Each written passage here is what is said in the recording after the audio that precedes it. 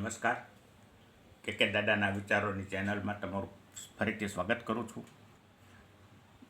તમને મેં દુઃખ વિશેની વાત કરી, પણ આજ હું તમને સુખ વિશેની વાત કરીશ.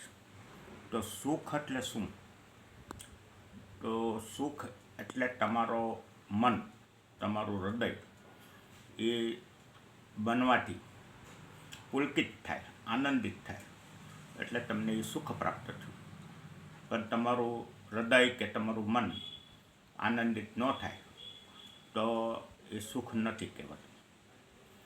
કહેવાનો મતલબ કે તમે સુખી થાઓ એના માટે તમારે પ્રયત્ન કરવા જોઈએ. તો સુખી થવા માટેના પ્રયત્ન શું કરવા? તો કે ભાઈ તમે કોઈને દુઃખી ન કરો, તમે કોઈનું અપમાન ન કરો, તમે કોઈને જેમ આવે બોલો નહીં, તો ઈશ્વર તમને તમારું ધ્યાન રાખશે. આ બધું બ્રહ્માંડમાં સર્જાયેલું છે. ઈશ્વર બધું જ આપણને વળતર વ્યાસ સાથે આપે છે. તમે કોઈ પણ ઈશ્વરની પૂજા આરાધના કરતા હો તો એનું ફળ તો તમને મળે જ છે. એમ તમે કોઈનું ખરાબ કર્યું છે તો તમને એનું ફળ તો મળવાનું જ છે. તો તમે સારું કરો, તમે સારું કરો, બીજાનું સારું કરો, કોઈનું ખરાબ ન કરો, બીજાનું સારું બોલો, કોઈનું ખરાબ ન બોલો, તમે સારા વિચારો કરો, બીજા કોઈ ખરાબ વિચારો ન કરો, તો આ બધું સુખ કહેવાય.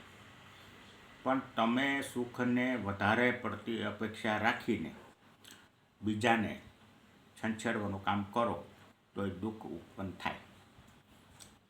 તો કહેવાનો મતલબ કે તમારે સુખી થવું છે તો તમે તમારા વિચારોને, તમારી ઈચ્છાઓને કંટ્રોલમાં રાખો.